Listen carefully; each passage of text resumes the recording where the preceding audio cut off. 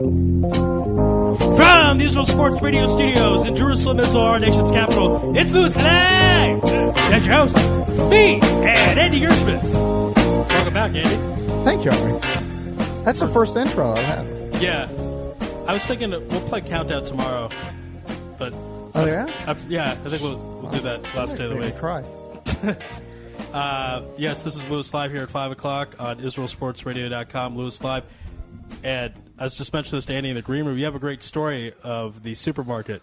You know, you have those only in Israel moments, and they happen to you in the strangest place. Mine happened today in the supermarket.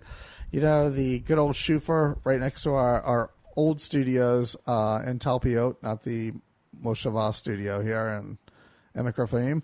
And I'm walking in, and I recognize the security guard, whatever. We keep walking down, and there was another security guard who I think you probably remember if you saw him. I only know him by the name of Sina because that's what we always called him. And he comes out of the back, and he like gives us this big hug, welcome, you know, and it's like the security guard at the supermarket, you know, welcomes you back. Yeah, it wouldn't have happened in the United States. No, and then he does his whole Cena thing, which dates back 3 years.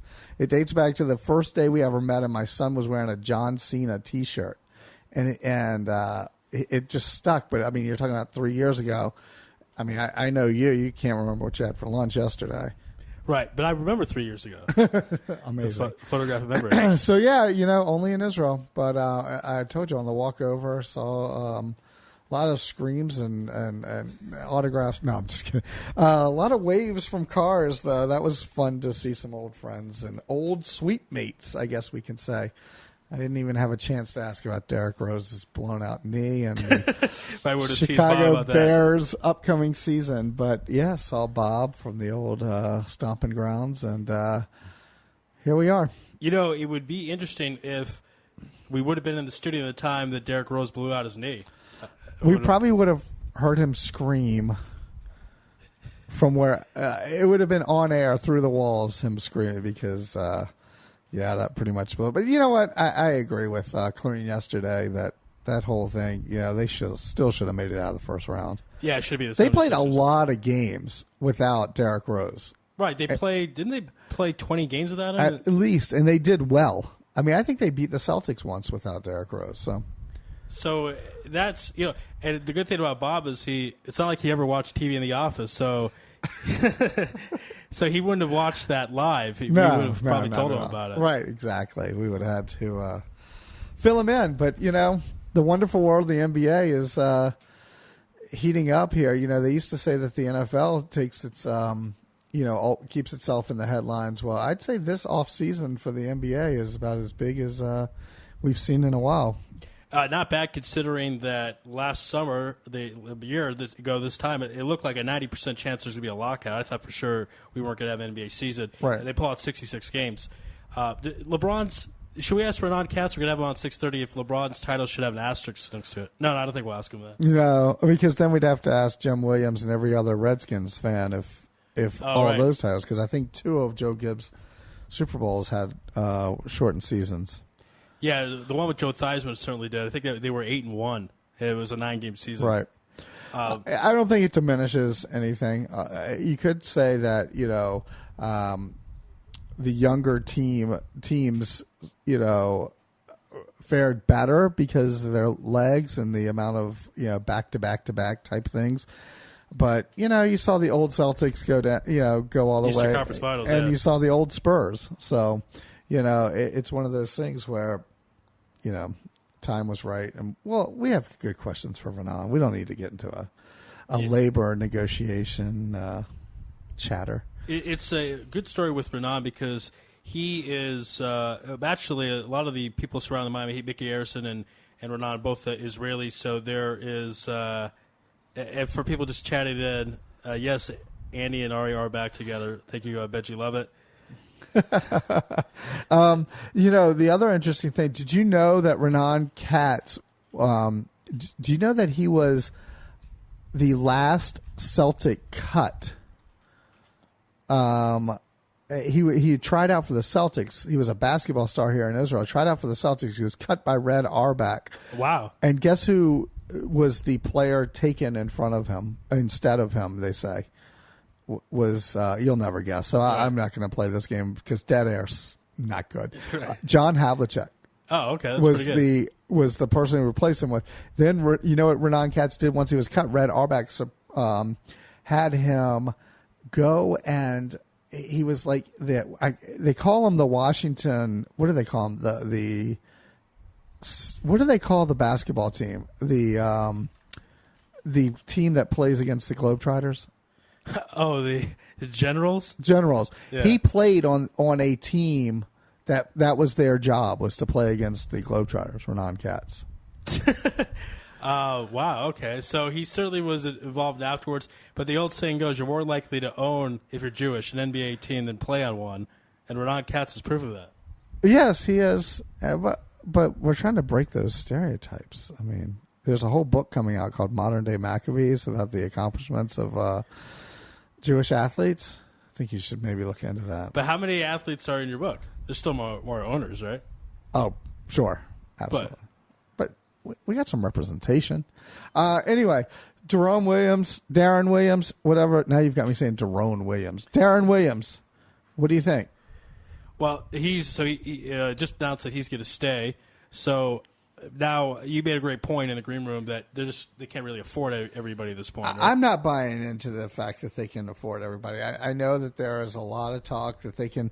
Our guest yesterday from New York, David Dobin, it seems to feel like they can take 4 players and throw in whoever else they can pick up off the street. I'm not buying into this whole thing, and it'll be interesting to see what happens with Dwight Howard.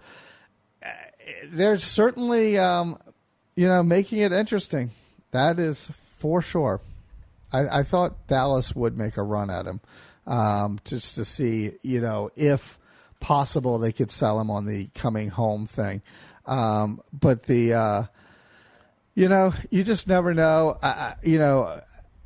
Mavericks players, Mavericks ownership are very strange, but, nothing is really as strange as Mavericks fans. Do you know any Mavericks fans that? Yeah. Ow! Oh, darn it! Oh, okay, hold hurt. on. Oh, you set me up perfectly, and then There we go. I led right into Mavericks fans, and they're Sports Radio. a Mavericks fan, huh? Do we have a Mavericks fan on the line? I want to talk to Ari and Andy right now. Listen to me. Darren Williams doesn't go home, decides to stay in New Jersey. They're back, baby. Andy and Ari are back together. That's right. I tell you. Jewish Nash and Dirk. Excuse me? We're the Jewish version of Nash and Dirk. Oh, okay. I thought you just called me a jerk. So, nothing really changes other than you go to where'd you move to? Petros, or where did you go? He lives in Falafel Town, Israel. That's what his Skype name says. I did it like 5 years ago. I guess I should change that. This is a beautiful picture, though. You're on the beach in Tel Aviv, right? All those buildings in the background. Yeah, you like the hair on my head? I know. How many years is this? It's a few. Hey, are we on the air? We are we're live. on the air. Yeah, it's live. just casual chat with Andy and Ari. So, guys, I've got exciting news. I don't know if you heard. The Mavericks just made a big pickup for Dirk. They've got that second superstar. Oh, yeah, I can't even imagine. They just got Tamir Goodman, the Jewish Jordan. Oh, I tell you what. It's so funny you mention him because Ari and I were just kind of talking about him, we'll say, yesterday. And, Tamir's name always stays relevant. It's funny how that works. Here's the thing, guys. You were talking about it. I'm talking about it. Do you see what's happening here? This is the big three. We are the big three. Forget, LeBron and whatever. This is the big three right here. Right on the air. Yeah, talking. That's right. Yeah, I'm telling you, this Tamir Goodman thing could go viral. I'm not talking about Tamir Goodman. I'm talking about you and me and Ari Louis. Right, and the Maniacs. Yeah, right. They're undefeated. The Maniacs, by the way, it's really unbelievable. The Maniacs are rivaling UCLA's 88-game winning streak, is what I'm saying. It's never going away, that joke. It's never going away. The Maniacs can't lose, baby. Yes, indeed. And neither can the show when you're on, because you're great. Hey, by the way, I'm working with David Klimek about Jerusalem's comedian, about setting up a comedy roast. And I expect you to come once that's set up. Tel Aviv's comedian. A roast for who? For me. For the when annual, is it going to be? We're still working on the details, but it'll be sometime in the month of July. Didn't I roast you last year? I think I roasted you last year, and then you sang Umbrella. That's right. That's correct. It's the annual birthday roast. He had to wait. That was horrible. Yeah, I had stuff thrown at me. I had a great 28-second set. You were fun. I remember you were funny. Let's talk sports, baby. What sport are we going to talk? Man, this basketball. The Mavericks are in trouble, man. They've had a nice run for like 13 years. I think it's coming to an end. Well, why? Because they got knocked out of the first round of the playoffs? No, not just that. Because, if you remember, they're all rooting for laundry, as Seinfeld said. Right. If you take a step back, besides the fact that it says Dallas and they've got a banner up hanging from the rafters, this team, what are they, besides Dirk Nowitzki, they got nothing. There is no... It's hard to believe. There's no resemblance to the team that just won a championship a year ago. They're only 1 year removed. You usually don't see that fall from glory quite that fast. But, it's kind of weird. Did I see the Jet was signed with the Celtics? Yeah, that's, I guess... Jason Terry? Oh, wow. Maybe he's a step up from Ray Allen, if only because he's healthy, but that's just a little bit strange. That's a team you'd think would want to get younger, but... Does that mean we, as Celtics fans, we have to deal with the whole bicycle on the sideline? Doesn't he do that whole warm-up thing where he do that? He bikes on a stationary bike for the first quarter? It's so bizarre. Hey, let me ask you this. The All-Star game in baseball is coming up. Yes. Do you buy into this whole thing? There was a whole thing about, Bryce Harper and I guess Dusty Baker's come out and said that basically his players in Cincinnati kind of got jobbed by the voting and there should be more guys from the Reds. Joey Votto is a reserve. I mean, I know they try to sell us that it counts. Does anyone care? Baseball's still around? Excuse me, weren't you the host of the baseball show? I know. By the way, your Rangers are red hot. They're like the best team in Major Leagues. Since the Rangers did lose last year in Game 7, I guess what? I should... Wait a minute. They did? I turned it off Game 6 with 2 outs in the 9th. How did that happen? I can't even make a joke. It's just...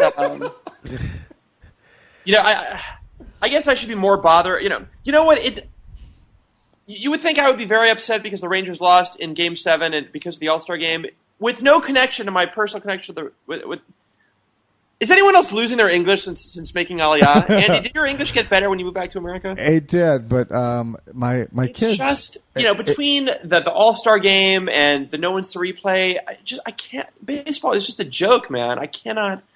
Well, it's ridiculous. The problem is it's the only thing we've got over the summer, unless there's the Maccabi games. Excuse me, WNBA? Like that got more laughs than any joke you've told in all the years. that was a good one. Thank you. I appreciate it. I don't know, man. I'm sick of the Yankees. I'm sick of the All-Star game. But I was looking at the numbers the other day with the Rangers. You're plus minus, or you are, not that you're a part of the team or anything, but if the plus minus run differential, you guys are at 100. How much of that was from April, though? Yeah, true. Are you still hanging out with the young Phil Jackson? Yeah, in America, I do see him. That's good. Are you touring? I mean, you might as well. I'll be back in October, November. Yeah. Doing a little Cosper. Can we talk basketball, or am I like 2 weeks behind? No, you can talk basketball. I want to hear it because I know you're a big LeBron fan. Exactly. Yeah, here's something that I haven't seen anybody write about. So you heard it here first on Israel Sports Radio. So, everyone's now making, not saying not 3, not 4. People are saying this team really could make a run now. My roommate's coming home. All right, we're live on Israel Sports Radio right now. So all right, here's my question. Okay, this is, I'm going to say, the most flawed championship team of my lifetime. Only 1 or 2 rounds ago, this team was a mess. They couldn't get the rotation set. They couldn't get the LeBron-Wade thing figured out until Bosh went out and they went on a tear. Wade is old. this team has as many question marks as they did before, except that they just got hot at the last minute. Aside from the fact that the East is weak, and LeBron now has figured it out, why do we think suddenly this is a team that's going to go on a 3, 4, 5 year run? Well, because that's the whole thing. They won this title with Wade struggling, and he had those personal issues. Bosh injured. They had no bench. Mike Miller couldn't walk, and they won the title. So they got, but this team was completely flawed until they went on a run. Do we really think? I mean, no one's talking about the Giants repeating this year in football just because they got hot. Why do we think this team is they've suddenly got their rotation squared away? I mean, they suddenly have, Because unlike the Giants, no one considers Eli Manning the greatest quarterback in the world. I think people still, whether they want to say it out loud or not, LeBron is the greatest player in the world. So yeah, but this was a team that was completely flawed all year and in the first 2.5 rounds. But when did they get hot? They got hot when Bosh came back. I mean, that was the spark. But we suddenly think Mike Miller is going to be is going to give them 82 games. We think Joel Anthony is they'll just still fit in, these little pieces like a good team will do. I think one of the most underrated players is Chalmers and the whole group. The problem with Wade, you said he's old. He's only really, 30. Right, but he plays old. I mean, he really does. He's hurt old, and that could be a problem. But it just seems like the most, we know that sports writers, Skip Bayless, everyone is, this immediate overreaction. I just don't get how, this team was a disaster, and then suddenly they get hot, and now everyone's forgetting that they're, But what do people hate LeBron James for? They hate him for the decision, right? Where was the decision aired? It was aired on ESPN. So ESPN has to jump on this wagon big time and prove to everyone that it was okay to run that, and LeBron's just another one of the guys. I don't know. If I were Pat Riley, I would make no distinction between them winning or losing. He needs to go out and upgrade that roster. I mean, but you said they were the most overrated team with a title. Do you agree with that? I didn't say that. I said they were the most flawed championship team. Okay, flawed. But how about the Detroit Pistons when they took care of the Lakers in 2004? In 2004, that team should not have beaten the Lakers. Well, they had 5 people good say they're players. the least talented team, or they go against the model of having a superstar. But they were, in fact, a great team. No one cared that Karl Malone sold out to go play for the Lakers that year. Right. Well, I know that Pistons team had 5 good players, no great players. Right. This team had one, worldly player, and 2 if Wade is healthy. They had 2 Yeah, but I mean, this team also had some crazy. I mean, Miller in Game 5 with the threes. Sean Battier, who is quote unquote a defensive specialist, is dropping threes. And look, I think the only thing that stands in the way of this team going on a tear is if the Durant and Westbrook can get it together. I mean, the Celtics, I don't know. They were. I don't want to say they were lucky, but they barely beat the Celtics, who were very injured. Excuse me, the Celtics? Did you just speak ill of my Boston Celtics? I said they barely beat them, and the Celtics were very injured. Right. They're just old, getting older. Yeah, good times. Good times. Hey, are you going to be in Jerusalem performing anytime in July other than Ari's roast? I don't have anything on the calendar. How long are you here in the country? Through the month, July. I went through by Cafe Hillel expecting you and Yisrael Campbell to be collaborating in there. And I assume you're here for the Maccabi games. You're swimming, right? Pole vault. So he's got one back for you, Benji. They wouldn't accept me on the cricket team, so I had to go. Well, so now Benji goes from being Jerusalem's best comedian to being just Israel's best comedian, I guess. Stop it. He's going global. Hey, but why did you leave and go to Tel Aviv? What happened? I was too religious for Jerusalem. Let me ask you this. That's pretty good. I was gone, but are my dishes still around? I was just going to say, I've got them. I've got 11 in a box still. Oh, great. They're still kosher, you're saying? Exactly. You're the best. All right. What? I want to talk sports, baby. Oh, that. Yeah. So, NFL prediction for your Cowboys? Oh God. A train wreck. They're pathetic. It's a train wreck. I mean, they're not my cat. It's. Jerry Jones keeps saying time's running out, and meanwhile the players are saying this is our year. So I'm not sure how that works. Well, I don't know. Maybe we have a good owner, but we have a terrible general manager. Wow, beat me to the punch. Yeah, living in D.C., you hear a lot of those comments. Yeah, well, I don't know. What can I tell you? It's a hard time to talk football. I guess we should talk. Who's the team to beat in the major leagues right now? It's going to be Texas. Yeah, it's probably your Rangers. I'm thinking it's, By the way, now it's plus 83 run differential, but it's still first by a log shot. I think it's Texas, and I do think Cincinnati is an unbelievable team. I'll be a homer and say the Nationals have the pitching. I just don't know if they've got any pop and enough hitting to sustain a good run in the postseason. Is it fair to say that baseball is now equivalent to college basketball, where anyone can, or the NFL, where any team can win? I mean, I don't even know if the regular season matters. But at the baseball, they take so few teams. Right. This is going to be interesting to see how this wild card thing, because they're going to have the one-game wild card playoff. So that could be an interesting little twist this year. But as for me, I'm just excited about the All-Star game. I really can't think past the break here. Trade deadline will come up, so the Pirates and Royals players of value will be new Yankees here shortly.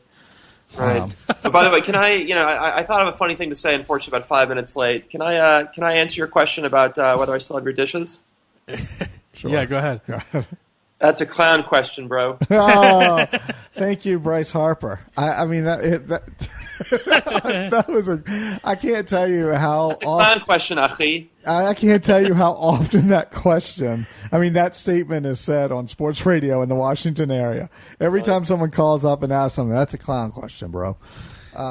Yeah, so is that hair of Bryce Harper's, but that's a whole other story. I like it because he's insulting the person, but he still wants to be nice. Right. Still call bro. That's a clown question. What did the reporters say back to that? Oh, okay. I never thought of it that way. He went to another question. I think he did come back to that guy with a baseball question. Where's your... You know what's amazing? Are you guys even talking the Olympics at all? Does anyone even care about the Olympics anymore? It's funny. Americans, even though we're in Israel, Americans don't. Until it gets started. And really... all this talk now with the basketball team, this could be the last time they send NBA players, or they're going to. Oh, really? Why? Well, they're thinking that they're going to come up with some developmental. They have to be under 23 years old or something to play on the team. I don't know. Well, I always wondered how they got around that, because the rules are supposed to be amateur players. They get around it because all the other teams in the world are using their professionals. Okay. I mean, Dirk's playing for the German team. Gasol's playing for the... But they just said in basketball, we're just going to stop with the rule for this one sport? I guess. I think they followed the lead of the Maccabi games, how they did with, the IFL and professional... Did you guys see the Dream Team documentary recently? I haven't seen it. I've heard a lot about it, and I hear there's some guys that aren't so happy about some of the things that were said. Karl Malone. Isaiah Thomas? Isaiah Thomas, Karl Malone. Of course, there's always Ari's always into this. The whole Jordan Isaiah Thomas. Well, the Isaiah Thomas thing, because originally the thinking was that Jordan said he didn't want to play with Isaiah Thomas, but later reports came out Magic Johnson stopped Isaiah Thomas from being on the Dream Team, and Isaiah certainly doesn't. I don't know. They used to be very good friends. Soft kisses just didn't work before the games. Well, yeah, they played pretty heated NBA Final Series in '88. And 89 wasn't as competitive. That was apparently the story that came out. But if you look at the team, Isaiah Thomas deserved to be there. He had 2 titles at the time. I mean, all due respect to John Stockton at that what particular do you mean John time. Stockton? Christian Laettner. Yeah, Christian Laettner. Yeah, that's a good point. Isaiah deserved to be there, and I know he's got kind of an attitude, but that's why he was able to win 2 titles. The most amazing part of that documentary, I don't know if that's the first time it came out, but you've heard the stories about the U.S. During the practice, the Dream Team losing to the college team. Right. Yes. Art, did you hear the story? I did. I kind of remember something like that, but that was... I never heard this till recently, but they have a little bit of footage about it. It's just still unbelievable that, right. I guess during one of the practices, the team was getting, I don't know if they were getting cocky, they weren't working hard, so Chuck Daly, quote, they say he threw the game. I guess maybe his substitution patterns, he just didn't try so hard. In the college team, you see footage of Bobby Hurley and Chris Webber. I don't know who else was on the team, but... I think Shaq was on that team, wasn't he?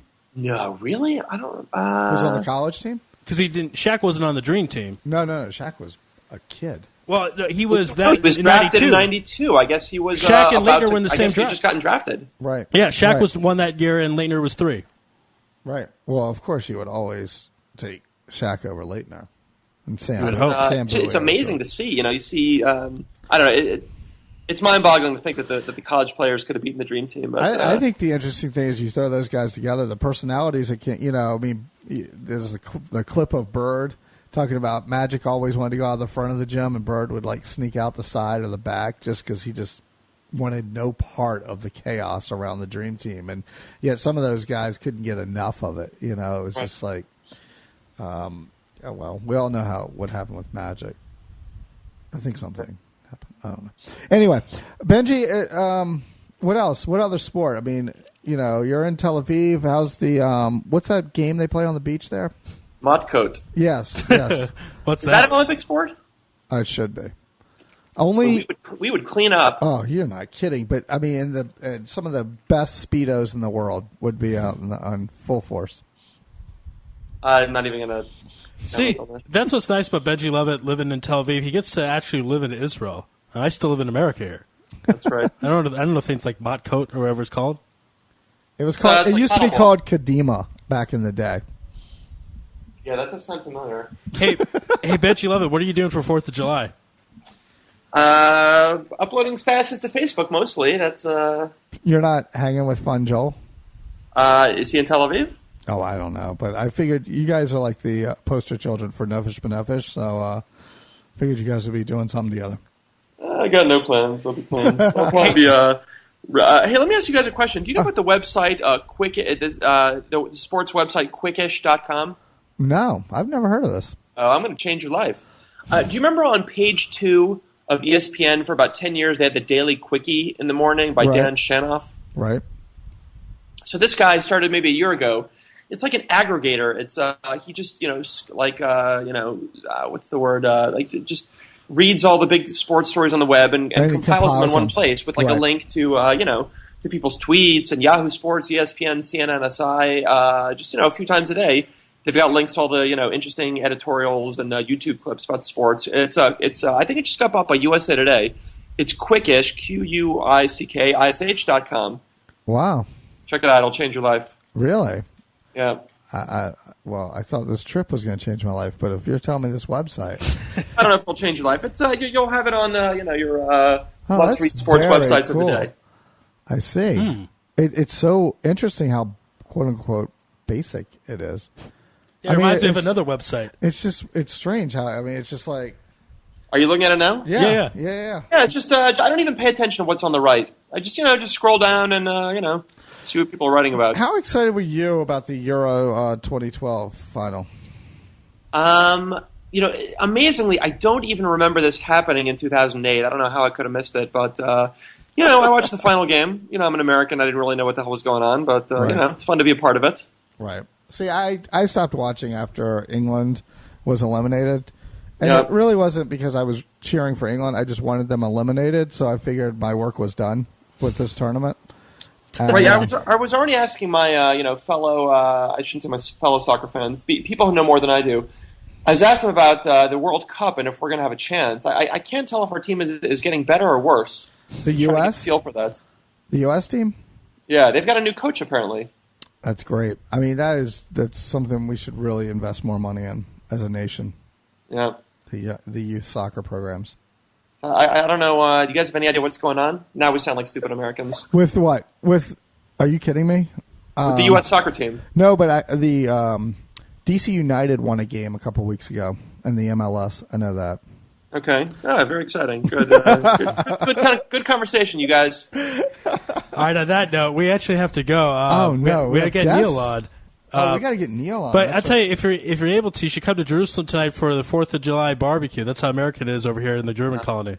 I can't make it tonight, but guys, it's good to have the big three back together. It is. And don't forget my roast. I'm gonna. Well, are there any dates that are available? Because I don't know. I know you work for the mafia. That's why you do. No one knows what you do for a living. It's all secret. But hopefully you'll be able to take time off. Yeah, man. Let me know when the date is. I'll do my best. Okay, cool. Yeah, that'll be good. I'll choose the same material I did a couple years ago. I probably have it on my computer somewhere. You made fun of my sweatpants, And it said he'd rather see the sweatpants than the thighs underneath. Did I say? Hold on, I'm looking it up on my computer. Oh, look at that! I've got a Word document. Ari Louis roast. I could read it out loud right now if you'd like. You actually wrote it down in Word document. Man, you're professional. That's awesome. I've got it right now. Oh, this is good. You want me to read one of the appropriate ones? Yeah, right. Not the one was. Give us a taste, and then I'll tell you what. Honey Scotch is going to call in and read her line also. Oh, this was good. Ari, have some self-respect. Look at yourself. You wear sweatpants every day. I haven't seen anyone look so crappy since I ran into you last week. Wow. No laughs? Ooh. Well, it's just because I've heard it before. Wait, no. I knew how it ended. I just had to take time to process it. No, that was good. That beard, Ari, your beard is so ugly. Even Jeremy Mann is like, damn, that is a nasty beard. There you go. Awesome. Someone said to me once, hey, I listen to Israel Sports Radio, but I can't see their faces. How do you tell the difference between Andy and Ari? To which I replied, well, Andy is the one with the Patriots jersey, and Ari is a disgusting pig. That's pretty good. There you go. That's good times. Wow, that was good times. I can't. What is Connie going to say when she calls in? Is she a settler? Oh, Connie, no. That wasn't her joke. That was Dr. Jazz. Dr. Jazz. I settled for a small apartment, no car. Right. God, that stuff never gets old. Yeah. All right. Guys, this was fun. Benji, it's been great as usual. Look forward to seeing you in person. Awesome. Take care, guys. We'll figure it out. All right. Be well. All right, that was Benji Lovett. Oh. Damn it. What did it get before he heard that noise? He just dropped that call. That was excellent. Oh, you didn't. Are we going straight to the New York Sports Hour? Yeah, basically. It's so nauseating. At least, is Neil more tolerable than Big Mike? Of course. Okay. Of course. Neil, at least. Big Mike is... I was going to say this for the roast. I hope Big Mike comes to my roast. I have a bunch of jokes, but... Big Mike is the same person that guaranteed a King's title or something. That's correct. So that tells you his mentality. Where with Neil's a realist. I mean, and Neil's a... he likes all... See, Big Mike is such a passionate Yankees-Jets fan, where Neil really he takes the Giants, He's a good guy, and he's not loud like that. I was about to say, Big Mike, if you're listening, you are not Chris Farley. Let it go. Chris Farley is dead. Like, we don't need another Chris Farley. But it was funny how the New York Sports Hour was the loudest show, without a doubt, on air. Yeah, Yael used to complain. Oh, right. Oh, yeah. But there's nothing we can really do about it, I guess, and we'll try to have a talk with them. Well, yeah. And then Big Mike used to say that they were the best show too. Who? The New York Sports Show. Right. New Yorkers. Well, because you have to understand how New Yorkers are. Everything New Yorkers do, they're the best at. It doesn't matter what it is, they're the best at. Isn't that right, Neil? I totally agree, and it's about time you guys finally realize. Oh God! You get your old time partner back, and it finally woke him up. But I'll tell you something. He's obviously a traitor, Who? Andy's a traitor. Why? Because he likes Washington? Yeah, what's the deal with that? He sits, he stands on his high horse about the Sox while he's here, goes there, doesn't go for the O's, he goes for the young, youthful Mets, and I'm seeing pictures left and right. Well, it's funny. The O's, I was trying to explain this to my son, growing up in Richmond, the Braves were our team, Of course, they were the minor league affiliate. Exactly. And the funny thing is, but the O's were the closer team, being only 3 hours from Richmond. And Atlanta, of course, is about 10 hours. So, I always had to say, but, it's strange how when you move into a town, you start to, it starts to slip in and someone gives you tickets and you go to a game and go to a couple games and, Listen, what's nice is your kids are young, and they're a young team, and you know what? They're going to grow up. They're going to grow up Nats fans because of you're taking them there. Well, it's funny. the last exhibition that the Sox and Nats played was against each other, and it was the day before opening day, and I went wearing a Nats hat and a Sox T-shirt, and I got some interesting looks. But it's going to be fun to watch. And you know what else is great about the area that I'm in is there's a lot of minor league baseball. I took them to a Double-A Bowie Bay Sox, who's Double-A for the Orioles. And, those are fun times for kids. They leave. Minor league baseball, you know what? They do a lot to get a lot of fan interaction. Right. They have to. Listen, they're depending on repeat business, if you know what I mean. Yeah. They got to have those fans. Exactly. Back, so they got to make it enjoyable. Exactly. So are you still coaching baseball? Yeah, still coaching baseball. Actually, I want to do a quick shout out. My daughter, who's 15, is representing Israel in the junior national team, and they're heading to the Netherlands July 22nd to the 29th for a tournament. And then she will be in New York, in my old stomping grounds in Rockland County, representing Israel in the JCC Maccabi games. Right. So she is very involved, and I coach my son, and my older one is part of the national team, which actually, with the World Baseball Classic coming, they actually will be taking, I'm almost positive, 20 guys that are on the team to train with the Israel national team down in Florida in September. Are you maybe going to that, or any thoughts? I may be in New York, but I'm not. I don't think I'm going to that. I don't think I could pull that off. It's funny because there's a group of us in D.C. that are thinking that would be the perfect road trip in November. But yeah, actually, no, it's switched. It's now the qualifiers are moved up. They're not are in November. they? Really? I better check got moved up. What happened? Sean Green wasn't available, or they got to go with. They're going to have to use a lot of minor leaguers. They're going to use actually more players here from Israel. It should be exciting, though.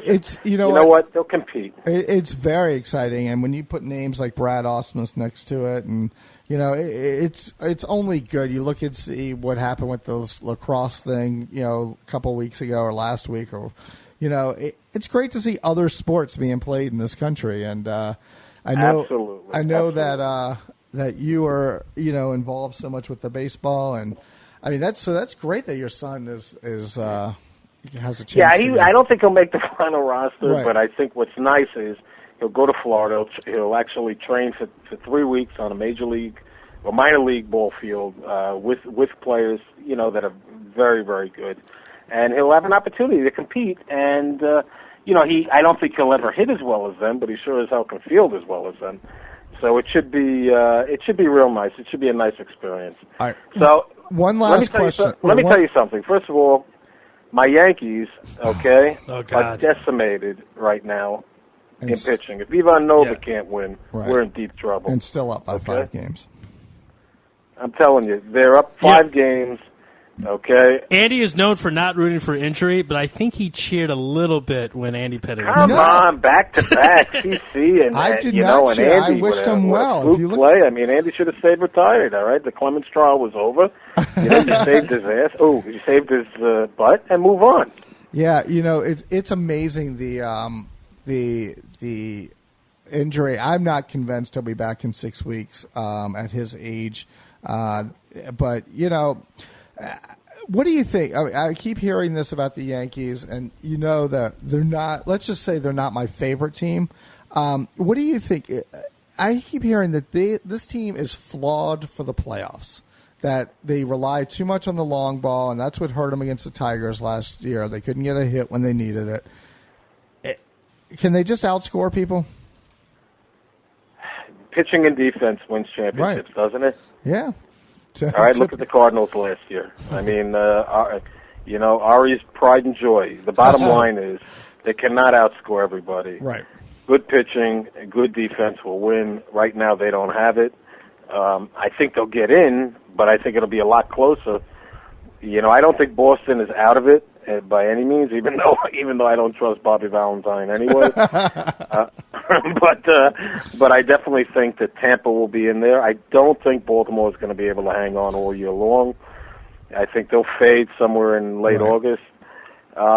I think they'll get in. I think maybe they'll get out of the first round, but their pitching, if it's not good, if Hughes is not on his game, Kuroda is just what he is. You'll get a good game and a bad game. Right. Garcia, you're looking for 5 innings, just as an innings eater.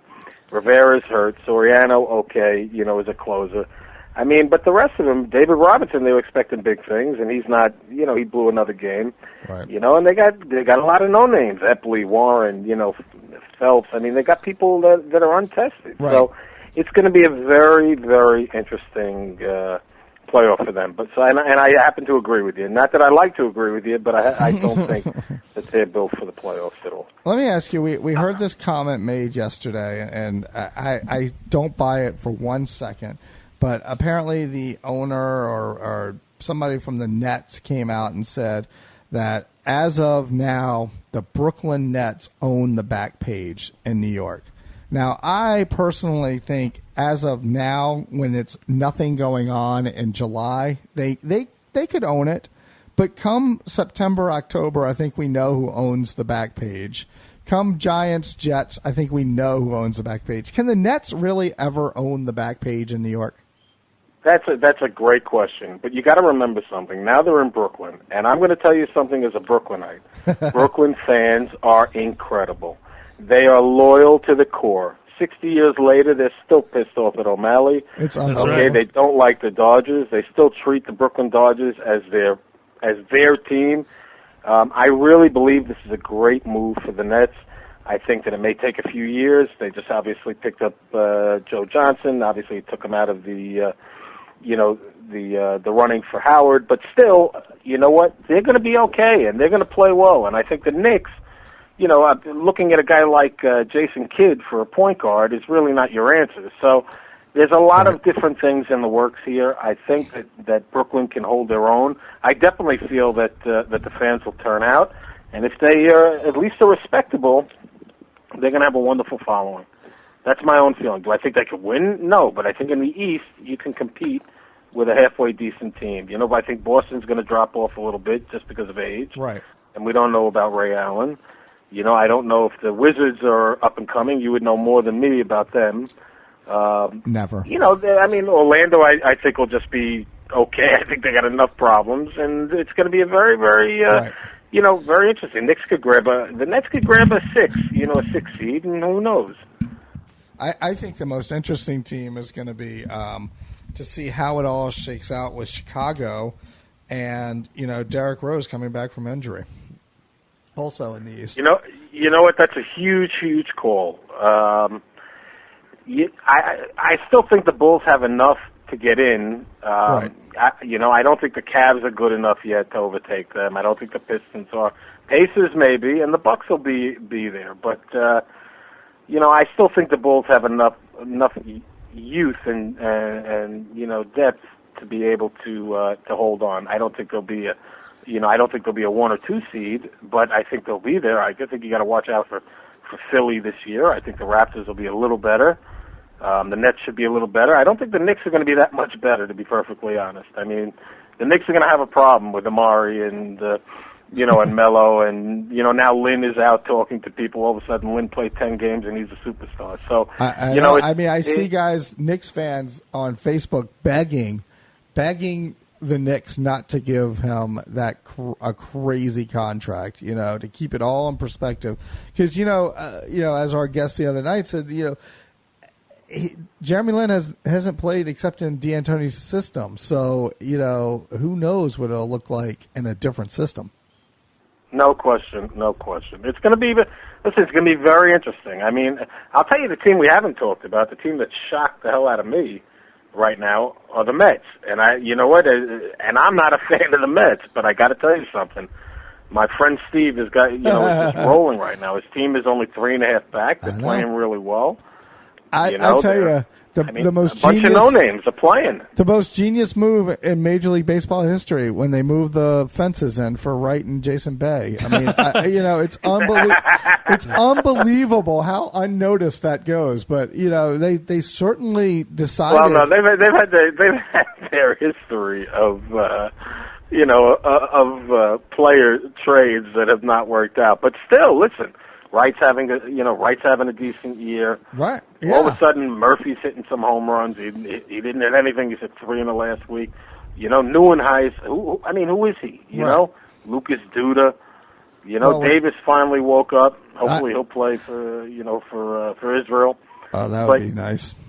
That would be nice. I don't think he's going to make the American team. No, I don't think so. We'll take him. But with Dickey and Santana going, it's a crazy combo there that you figure they can sustain any kind of losing streak. It's sort of like the same feeling they have with Gio and Strasburg and Washington. It can only go 3 games basically until it gets around to somebody that's going to put an end to it. So I got to tell you something. Down in Washington, you guys haven't given any support to Zimmerman. Except for last night. Except I think they put up 9 last night or something crazy, and that was like the headline in Washington was that he finally got some run support. But yeah, you're exactly right, and. The problem, they're young arms in Strasburg's arm. Who knows what's going to happen here come late August? And, the Mets, like you said, the Mets certainly could be there. I don't think the Braves are dead yet. But no, I don't think they're dead yet. And I don't know yet if the Nats can hold on. I mean, they're 14 games over. I still think I'm looking at this 12 games out. Are you looking at Philly still waking up here? That's what I was going to say. 12 games back. out. I just feel like there's just too much talent there.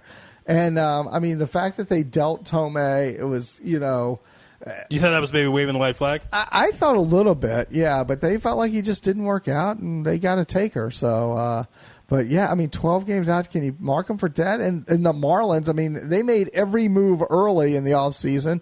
Everyone thought they were going to be, a contender, and they're 9 out. So I know. But listen, we got one guy sitting across from you, though, who's world champion Cardinals, are only 2.5 back. Yeah. They're only 2.5 back, at the All-Star break. Or we have another week, but... Ari, I don't think you're out of the hunt here. I think you're right in the thick of it with missing Pujols. Our run differential is plus 62, so that is second in the major leagues total to the Rangers. So overall, they're playing better baseball than the Pirates and the Reds. They're just 2.5 back. So in time, they can make that up. I'm not too worried about it. I know it'll be interesting to see what happens with the Pirates, especially come here. Because you know what? I got to tell you something. I'm rooting for them. How many losing seasons in a row is it? 18. 15. Well, it's funny because my kids were like, they asked me the other day. We're sitting. We had the longest layover in history. It felt like on the way here, and my kids asked me. They said, if you could root for any team except for the teams that you basically like, who would it be? And I said the Pirates, and they looked at me like I was crazy. And I was like, oh, you just have no idea. You go back to the We Are Family and Willie Stargell and all that kind of stuff. And you're like, they're kind of a lovable, Pittsburgh's a strange place. But, it'll be interesting, though, because here we are at the break. And, they always start with this whole who's a buyer, who's a seller. Well, Pittsburgh's been a seller for how many years now? And you have to think they're going to be on the other end of this. Looking to make some moves here. So it should be really interesting. But, for whatever reason, Ari's Cardinals always find themselves right in the middle of. The last 10 years, they've been the best team in baseball. Listen, I got to tell you something. They're there, and I wanted to bring you into the conversation. They're there, and you got a shot. Your Blues disappointed you, I know. My Rangers disappointed me. Yeah, it's just been, you got baseball, Ari. You should be happy about it. You're the champs until someone knocks you out. Well, and his Phoenix Mercury are really not playing well either. Yeah, they're like 4th place. Very disappointed. Aren't you, Neil? Neil, you follow Liberty, right? Say that again? You follow the New York Liberty, right?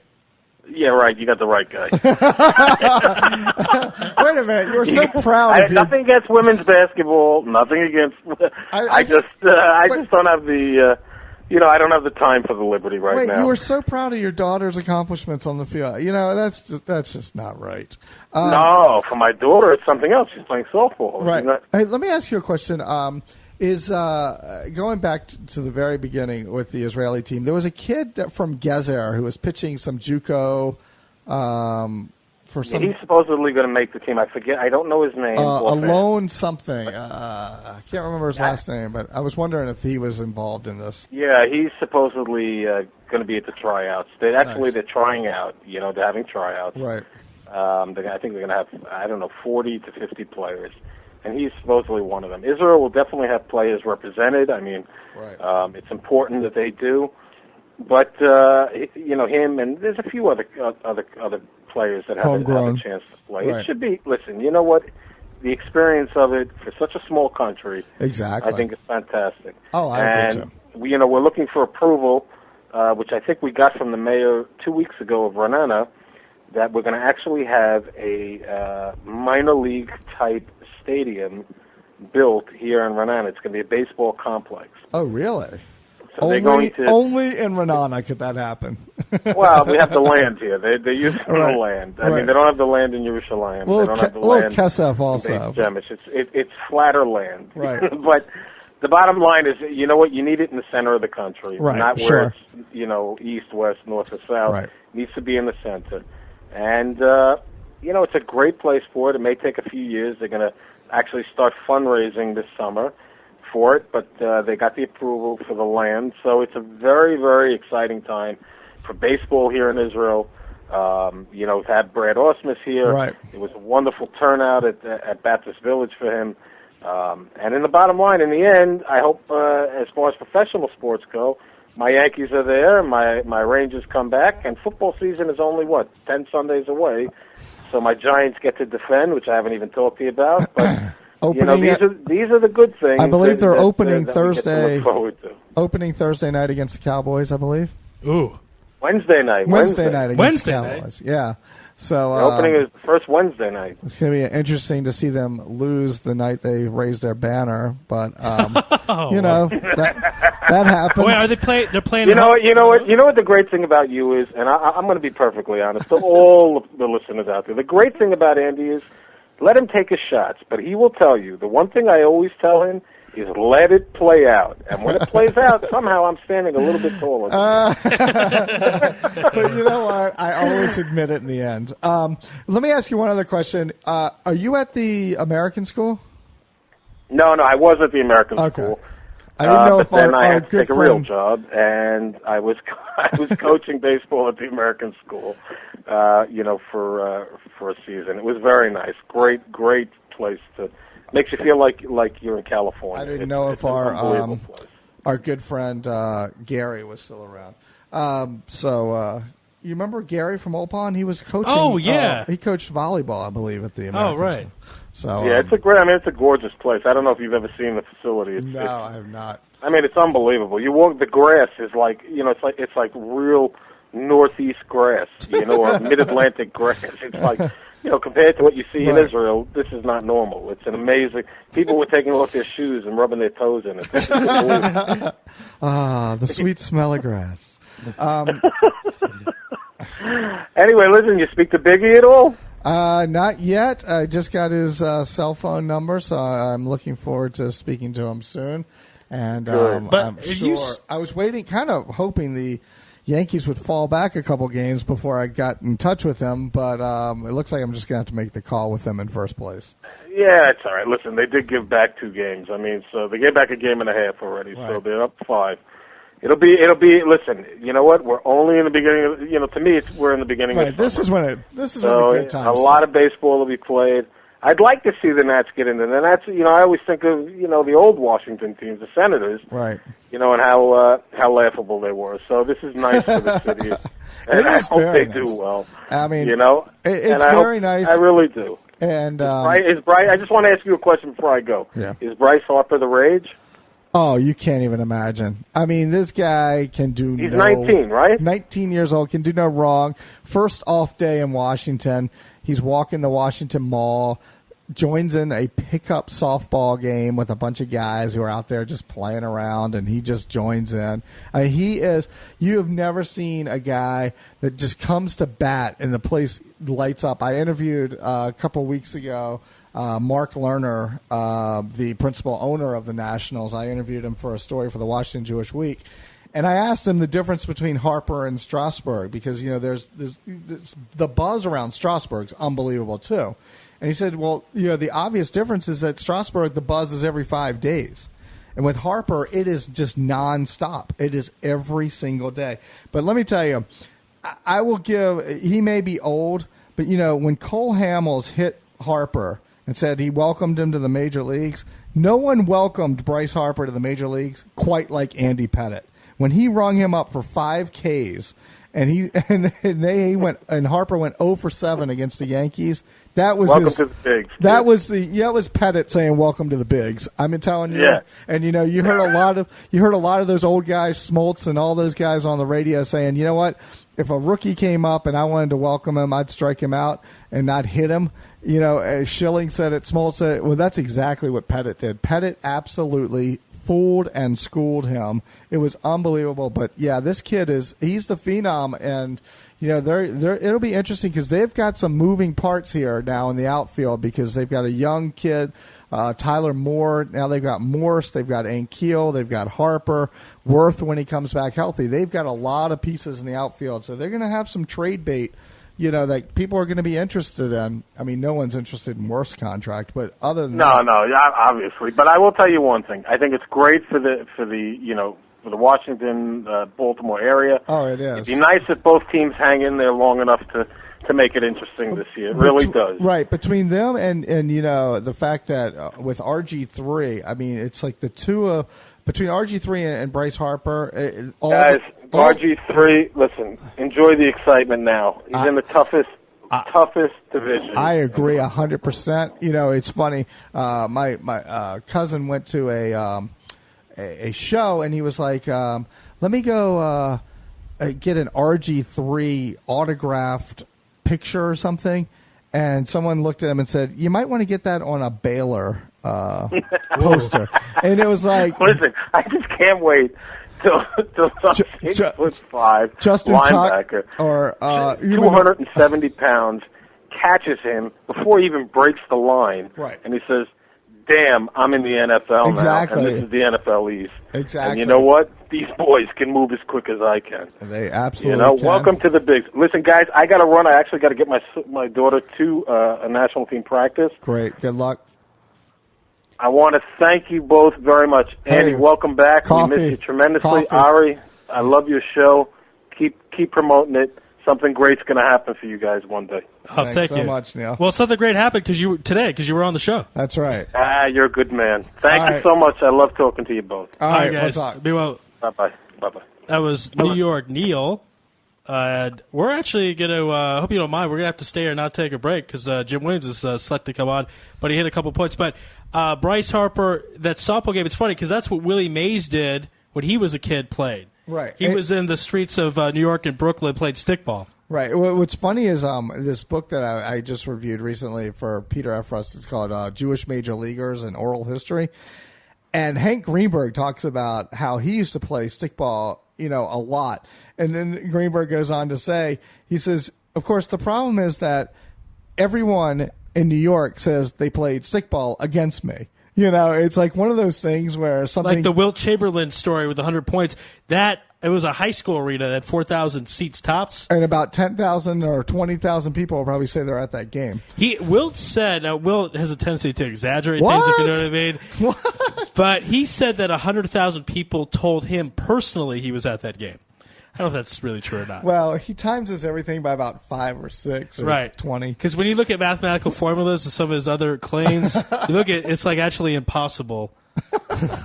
But yeah, I mean, the Bryce Harper thing is just amazing, and it's so good to the buzz around town, and like Neil said, look, until RG3 takes a real hit in a real game, you'll never know. But if it happens, I mean, Amy Lawrence is convinced that RG3 will have a better season than Andrew Luck, which is interesting just because I think it's just a matter of the two franchises. The Colts are just decimated. I mean, they were just an awful, awful franchise.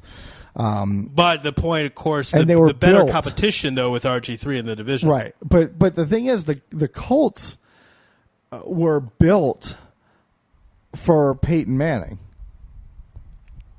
I mean, the way that their defense was built to be a defense that had a lead. to play. And their offense was built on this whole timing thing with Peyton Manning. So not only do you have to replace Manning, you've got to start replacing guys, to fit Andrew Luck. And look, the Redskins' defense is okay. London Fletcher, Rakpo, they'll probably get some other guys in there that'll, really make some difference.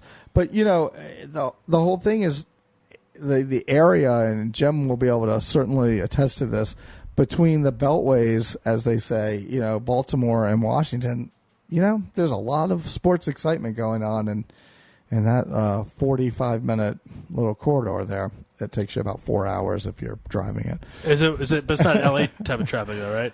DC's the worst in the nation. Oh, really? Yeah. Oh, yeah. DC is awful. Oh, yeah. But whatever. It's traffic. I mean, That's why you sit and listen to sports talk. It's one of those things that you're not going to control it, so why try to control it? But someone who could help us talk more about the DC area sports on the line now, Jim Williams from the Washington Examiner. Jim, how you doing out there? I'm fine. I've been listening to you guys on my tuned-in app on my phone. Oh, awesome. So Andy's back. Comes in very clear. Excellent. It's been a while, Jim. It's been a while, guys. Speaking to the best-selling author, it's always nice to be there. Future best-selling. I just wanted to, the conversation about the Olympics, just for clarification's sake, since the early 1980s, maybe mid-1980s, for the most part, the athletes have been paid. And I'm not talking about just the American athletes, but athletes throughout the world. Guys like Michael Phelps, Usain Bolt, I mean, these guys are millionaires. Right. Now, is that, who are they paid? Go ahead. Is it endorsement or is it paid by the U.S. Olympic Committee? Well, part of it, the U.S. Olympic Committee pays per medal. It's $50,000 for a gold medal, $25,000 for a silver medal, $15,000 for a bronze medal. Huh. Wow. But the endorsements come as does the people like IMG and other rep firms bring you on as public speakers. There is, for all intents and purposes, a professional track and field season. So Usain Bolt, if you want Usain Bolt to be at your event, you're going to pay Usain Bolt an appearance fee of a minimum of $1 million to show up to be in the major track and field championships. So unless it's an Olympic qualifier, there is a legitimate track and field season. There's a legitimate swimming season. There's these guys and women are well paid and have been well paid for a long time. Now, that's not to say, obviously, that everybody who goes to the Olympics is paid or isn't an amateur. There are a number of amateurs who do go to the Olympics and who do participate in the Olympics in a number of different sports. But for instance, even something that we've all come to learn to enjoy. You were just talking about things going on the beach volleyball. I mean, which is a relatively new sport to the Olympics. That's a series, that's a season, a whole season into itself, which is a professional, endeavor. And so, teams from all over, the United States and the world, for that matter, play a competitive volleyball season. And it's the days of the quote-unquote amateur sports in the Olympics have long since gone. And the only reason that the NBA would be leaving is because of the owners like Jerry Colangelo, Mark Cuban, and others who were very concerned about the possibility of somebody getting hurt during the Olympic trials or during the games, and they are, from an insurance standpoint, they're not covered, and therefore it becomes an issue of liability. Of what if my guy gets hurt, what happens? Right. Well, I remember a couple of years ago, Ari and I, when we were covering the Israel national team, and you had the UK come in, and Luol Deng just sat there, right. and we asked, I think we asked him or the coach, we were like, "What's going on?" He says, "Well, it's in his contract with the UK or whatever that he only plays in quote unquote meaningful games, and since this was just a exhibition, type game, he wasn't going to risk any kind of injury in a quote unquote meaningless game. So, but yeah, I mean, those guys, I can understand, there's a little bit of investment in these players as we are seeing just a tad, from the New Jersey Nets and the Atlanta Hawks and, did I say New Jersey Nets? Brooklyn Nets. So you can. It's getting hard to say it, but that's actually going to be. It's an interesting arena too. It's scaled down. It's a 15,000 seat arena. Right. Well, it's very interesting. Also, I mean, the Marlins kind of did the same thing. Where did they go? 36,000 or something in that arena. Well, yeah. They're not going to build a 75,000 seat baseball stadium. No, Marlins. That didn't work but out no, so well. most of the ball clubs now, the ballparks are in the neighborhood of between 41 and some even 37, 38. I mean, that's a comfortable baseball crowd. Right. What? So did you hear the question before? You can help answer this. Ari was just talking about also the Bryce Harper buzz. It's kind of nuts, isn't it? It is. And you know what? It's funny. I've spoken to a number of people, including I'll have a column coming out in the Washington Examiner this week with Commissioner Bud Selig, who is a Bryce Harper fan. Right. And most of the reasons, I'll tell you guys, Harold Reynolds, who works for MLB Network, and Harold gave me a good analysis. And Harold played with Ken Griffey Jr., who was 19 when he came up. And what is amazing about Bryce is not that he is, just a quality baseball player, because he is. He's probably the best pure athlete that we've seen in baseball since Ken Griffey Jr. And that means running, that means, playing. I mean, this is a kid who caught for most of his entire, he's 19, I'm telling you, most of his career he caught. And now he's playing 3 different outfield positions, and he's only had 1 year of playing in the outfield, and he only played last year in the minor leagues in right field. Now he's played left field, center field, and right field. And sometimes he does that all in one game. Sometimes he does it all in one game. It's amazing to see him moving around. Last night he played all 3 positions in last night's game against the Giants. Let me ask you this. I mean, he is exciting, and yet I know they've sold us that it matters. Home field is on the line for the All-Star break, but don't they need to get some of these guys into the All-Star game, into the home run hitting? There's got to be a place for a Bryce Harper in this game. And I know that, it's not just Harper. I know he's part of that whole vote thing with Chipper Jones. Mm-hmm. And I know that Dusty Baker is, was concerned about how the Reds all ended up, and, Voto's not the starting first baseman. But, isn't there a place for Bryce Harper at an All-Star event? Oh, of course. I mean, I understand Tony La Russa. I mean, look, Bryce has been up for a little while, and I can understand Tony putting him on that list with, now that Chipper, by the way, is on the All-Star team because he was named as a replacement. So, it's either going to be Bryce or David Freese, the kid out of St. Louis. And, I mean, there's no doubt that he deserves an opportunity to play in the All-Star game, and if he doesn't make it, although if you ask Davey Johnson, he'll say, no, I don't want him to play in the All-Star game because he wants him to get some rest. I mean, this is a kid who, for all intents and purposes, they're going to need him, and he's never played. I mean, this is rare air for a 19-year-old kid. I mean, think about it.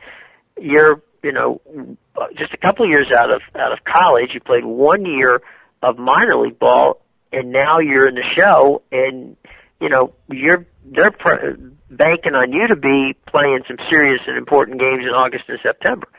So that 4 days may sound like nothing, but believe me, when you need to recharge your batteries, those 4 days are very important with regard to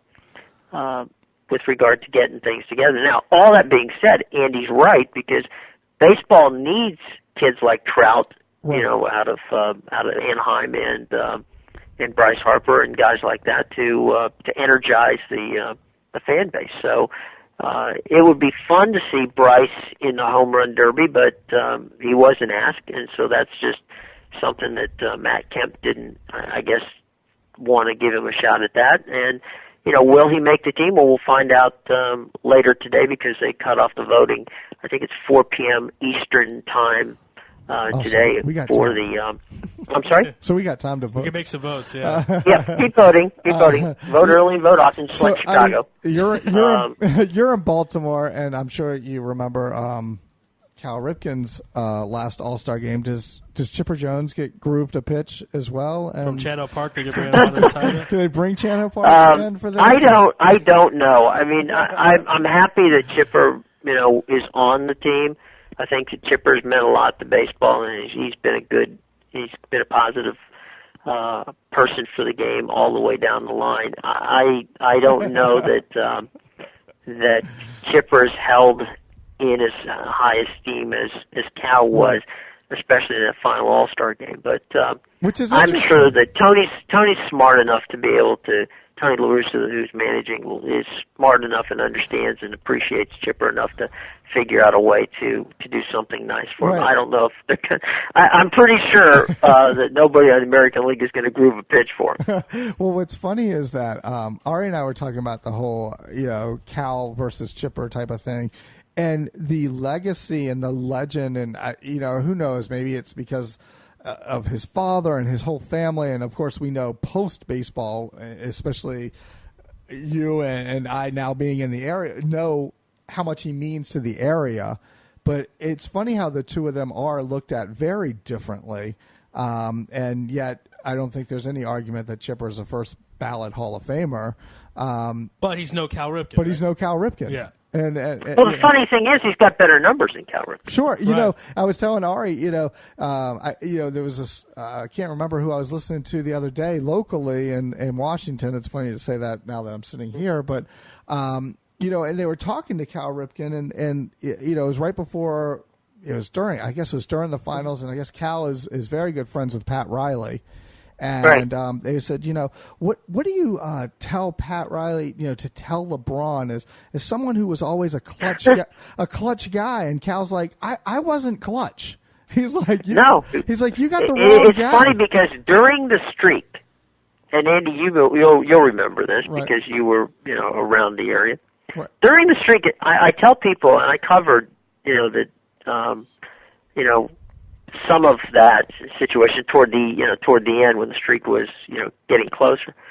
There were a number of fans in the Baltimore area, Absolutely. And we're talking about Oriole fans now, who were angry that they didn't set Cal because they thought that part of the problem was that the Orioles were losing was that they were just rolling Cal out there every day just because they wanted him to get the record and not because Cal had earned himself a position on the team. Exactly. Wow. It was that was definitely the buzz and the vibe, because you also have to remember that there was no nationals back then, and so you had all eyes were on the Orioles, and it was certainly, and but it's just funny, it's the revisionist history kind of thing, but it was also funny to hear Cal say, "Oh, that wasn't me," it was like right. And the funny thing is, Andy, and this is the press in Baltimore had gotten so, on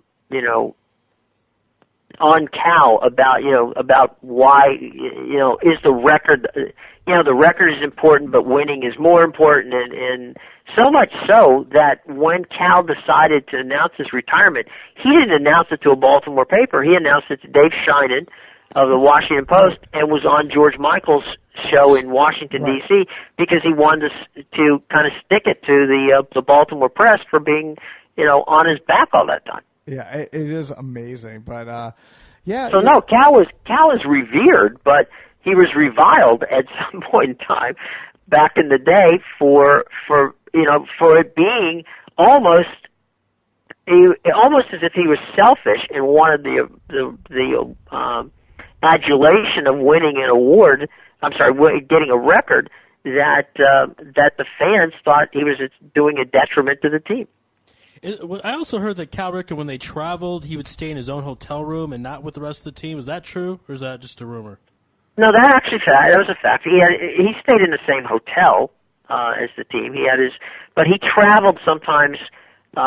He would travel. He wouldn't always necessarily travel with the team. In other words, instead of a team bus, he would perhaps take a limo or something to the game. Cal. There were times that there were, and this is again going back to what would happen. There was the mysterious day when Cal had hurt his back the day before, and the mysterious light bank at Camden Yard goes out, and oh, geez, we can't play the game. We're going to have to postpone the game because the lights can't come back on. Is there any truth to the rumor that the limo driver was Billy Ripken? I'm just kidding. I've seen Billy drive, and I'm pretty sure I wouldn't want to be in the car with Billy if he was driving the limo. So, I don't know if you heard me talking before about the Pirates and, the buyers and sellers here at the All-Star break and as we move through July. What are the Orioles going to do? I mean, they just pick up Tomei, I guess, as the DH and get a little pop in the bat. Obviously, that's been a problem for the Nationals scoring runs. They finally scored some for Zimmerman last night. But, do the Orioles become players here and try to find some missing pieces? I think the next 3 weeks will decide that. But you have to understand that to be a player, you have to have something to deal. Right. Either that or you're taking on somebody's contract. And, if you're taking on a contract, let's say, for instance, they need a pitcher, and clearly they do need starting pitching. Right. Then the guy, a Matt Garza would be somebody you would think of with the Cubs. Well, here's your problem there. If you go and get Garza, the situation is if you're not going to give them talent back, then you've got to take Alfonso Soriano's contract. So you're basically taking 2 contracts on to get one guy. Right. Now would so Duquette, that's. I'm sorry. Go ahead. Duquette, would he deal with Theo Epstein? I'm just kidding. Yeah, they'll deal with anybody. My guess is that unless the Orioles, they're going to want to be buyers. The problem is they don't have enough in the minor league system to be buyers, and that's a problem. So we'll see. Oh. But they just don't have enough in the system to be a buyer, and especially when you're looking at guys like Zach Greinke and right. and people like that. There's so many different teams that'll be in the hunt for him, be it a Braves or someone like that. Zach Greinke would be a perfect fit for Baltimore, except there's just nobody that they have in their organization that sort of getting rid of Dylan Bundy and Manny Machado, who are their 2 top prospects, to bring a Greinke back. Right. I mean, it's just it's important, but under the circumstances as we now see it, the problem is that they just don't have the bodies that other people covet. So you're going to have to do. You're going to have to try to convince free agents to come your way, and I don't think. If you're, again, the next couple of weeks will be important to them, but I just don't see, they want to be buyers, but, right. Want to be and can be, it all boils down to whether or not you can you're either going to have to be willing to take on somebody's payroll, or you're going to have to use your own talent to get there, and they don't have the talent to warrant getting a big name player. I mean, the Tomei thing was an easy situation because he was, for all intents and purposes, with Ryan Howard coming back, he was expendable. He couldn't play really on a daily basis, first base anyway. He has become a full-time DH, and so he was going to have to go anyway. So the Orioles picked up his contract, which wasn't that bad, and they gave him a couple of low-rated minor league players. So it was a really a no-lose situation in that regard. And by the way, the Giants are up by a score of 3-0 on the Nationals in the first inning. Ooh, ouch! Wait, that would be. Let's see, whose start is this? Edwin Jackson against Madison Bumgarner. Former Cardinal. Pablo Sandoval just hit a 3-run homer. Edwin was a big part of helping us win a World Series. That's true. That's true. Excuse me. It's funny you mentioned Machado because I was out at Bowie last week, and I tell you, all eyes are definitely on that guy when he's up to bat, when he's in the field, and so he seems to be one of those rising stars. Go ahead. Oh, I'd say, Jim, I wanted to talk about this because this was a former Louis-like guest a couple months ago. Curt Schilling, we read the report, he's lost most of his money. What exactly happened? I still don't understand all the details with his business. It seemed like it came out of nowhere. He was fine when he was on the show a couple months ago, very happy about his company, 38 Studios, and then just everything tanked. Do you know what happened over there? I really don't, and it's been relatively kept, quiet. So, I don't know. It's unfortunate. A lot of these, guys who get into investment deals have the right people advising them, and some unfortunately don't. And clearly, there was an issue with what Curt had, and it's unfortunate because he's a good guy, and you don't want to see anybody have trouble. But no, I truly am not privy of what exactly caused that to come apart. I mean, but he still has, because I'm legitimately concerned about him because he was so nice to us and everything. But, I mean, he's got the job with baseball tonight. It's not like his kids will go hungry or anything, right? No. I mean, I'm pretty sure he'd lose every penny. And, he is he's gainfully employed by ESPN and some other people. So I do, again, it's when it's a case of someone like a Curt Schilling losing money, and they've made more money than the three of us will ever see in our lives. It's a degree to which how much did they lose, and we won't have to be holding any any fundraisers for Curt Schilling. It's just a matter of you don't like to see him have issues like that. You don't like to see anybody get stuck with that kind of situation. Yeah, absolutely. And I'll tell you, another thing that was interesting. We were talking about RG3 in the last segment. We had Amy Lawrence on yesterday, and she thinks RG3 would be a better pro than Andrew Luck. And then me and Andy were talking about, Andrew Luck plays in the Colts. Colts were designed for Peyton Manning. Not as good a team, but RG3 plays in the tougher division. Which of the two quarterbacks do you think will have the better year? I think that RG3 will have a better year because he's got a better offense around him. I mean, Andrew Luck basically has a situation where he's a gifted kid. I mean, there's no question that he's a fine athlete and a good passer. The problem is that they really have torn that team down to build it back up again. And so it's going to be difficult for him to have, a quality year, especially when the pieces around him just aren't there. In the case of Washington, they have enough talent on offense for RG3 to get out onto the edge and to be to extend plays and to get them in the end zone. I mean, that was the problem with the Redskins last year. I mean, it wasn't, I'm not saying that they were a playoff team, but they certainly weren't as bad as they looked, in large part because they just didn't get the kind of scoring in the red zone that you need to be a winning team. I would argue, I mean, that they did it. I mean, this is a team that beat the Giants twice last year. So I mean, right, it's not like and that was Rex Grossman. The other RG3. I'm not. I would reject one premise, and that is that it's a tough division because I honestly don't think it is. I mean, I would think, frankly, because it should be a tough division. Ari, I think from that standpoint, you're right. But the problem is that every team in this division is inconsistent. Right. I mean, that's the problem. I mean, you don't know what's going to show up. You know what? I mean, look at the Giants. They didn't actually even clinch until the last 2 weeks of the season when they, had a situation with Dallas. And what's the last time Dallas has been significant?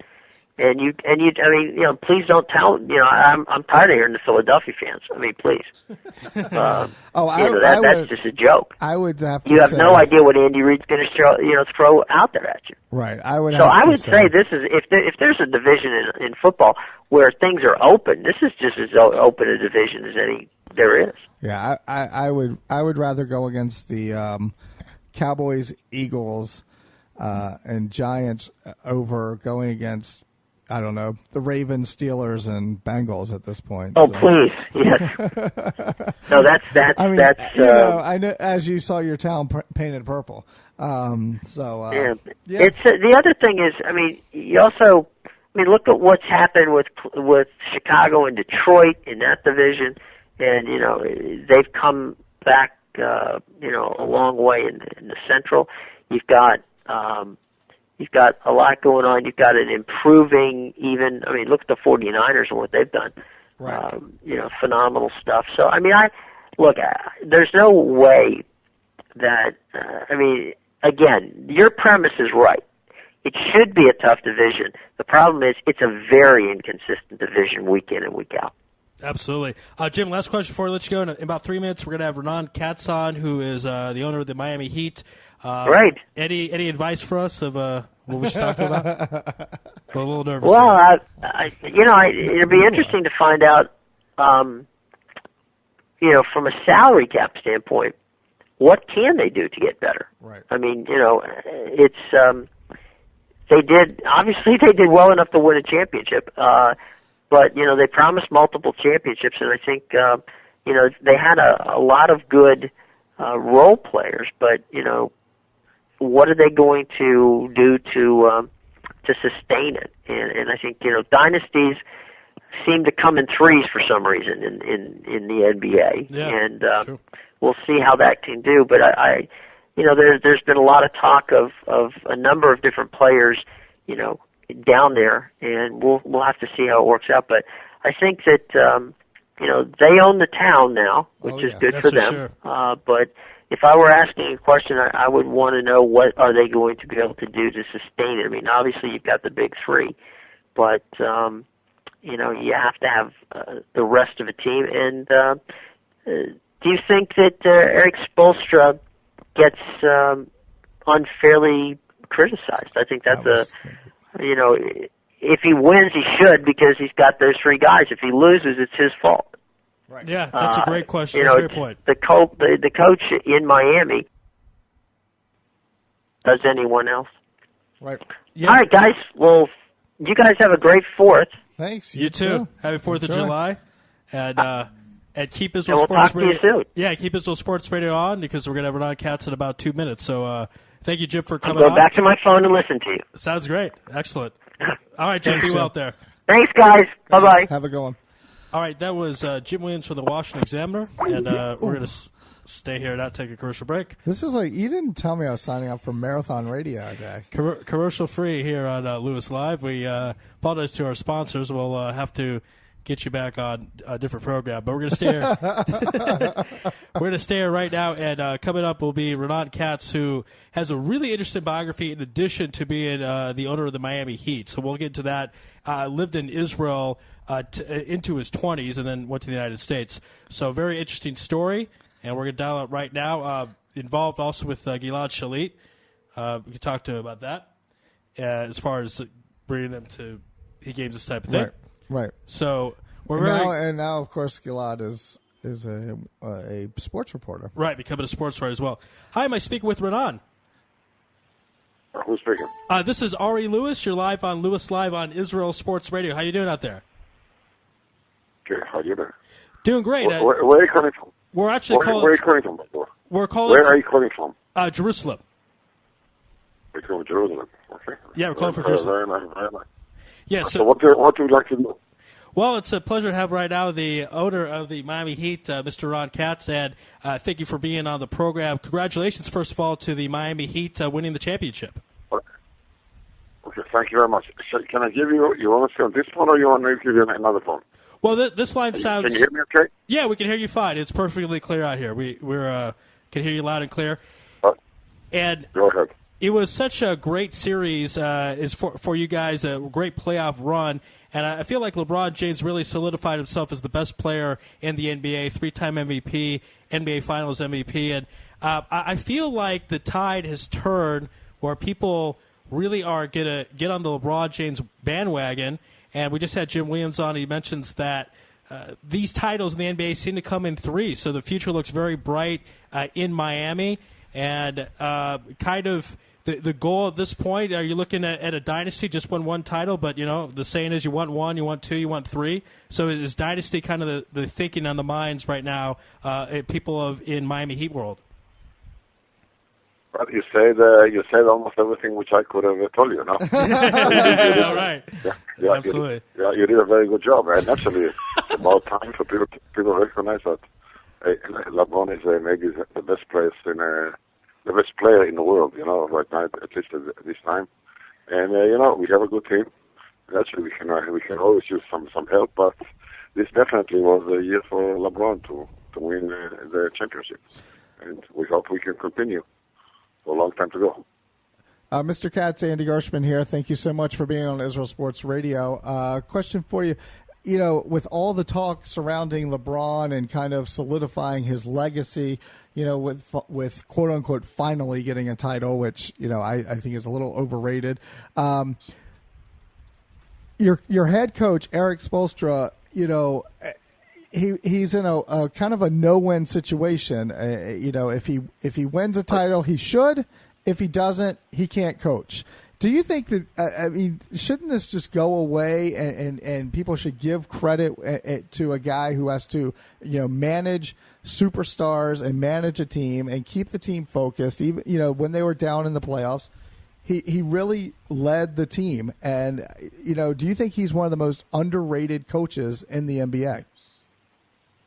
Well, only, maybe you underrated him, but not, not myself or anybody in Miami. He's a good coach. He proved himself. He knew how to swim between the fishes, I would say. Right. He handled the superstars very, very nicely. He's not underrated by any means. And and he should continue. There's no reason. He proved himself that we won a championship, even when we are under pressure. When we play in Boston, let's say we're down 3-2 when we are Game 6 in Boston, and he proved he did the right combination to win. It's interesting that since 1980, I love saying this fact that there's only been 9 franchises to win an NBA title, and your franchise, of course, won them with 2 championships this past season in 2006. I kind of feel like there's a certain formula to winning an NBA title, and once you have it, you just keep running with the formula, whatever it may be. So do you kind of feel sometimes the NBA that it's you have a certain segment of the haves and then the have-nots, and then you just jump in the haves and just keep running with it because only a few teams really win an NBA title at the end of the day? Well, it's a lot more than that.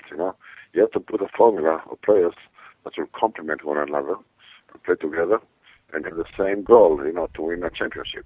And that's really what happened in 2006, and that's what happened this year.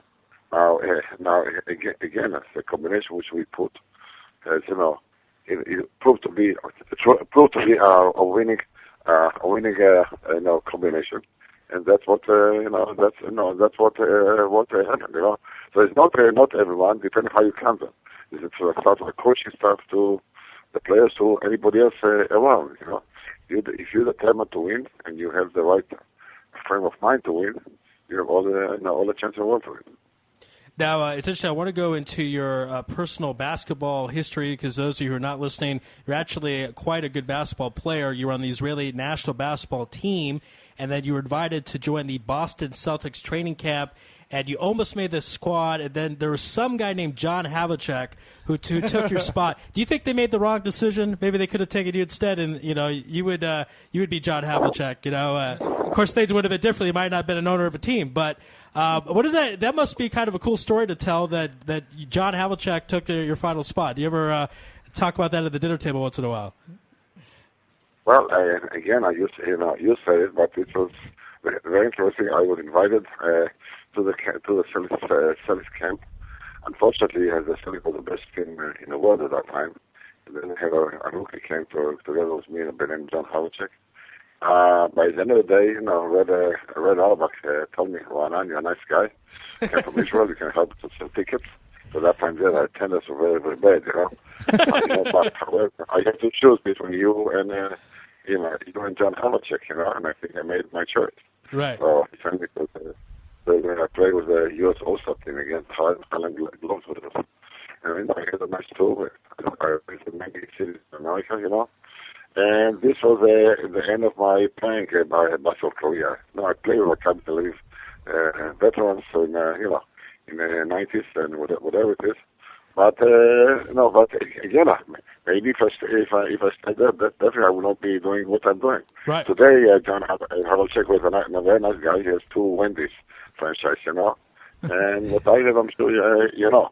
So it's a combination of both. And if you want me to continue this, about 12 years ago when we were playing, I came back. There was a party, the agent passed away, unfortunately, Bob Wolf.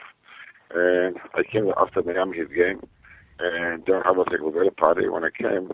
And John Havlicek took the microphone and said to everybody, Ronan and myself came together to the NBA. The only difference that I'm out and he's in.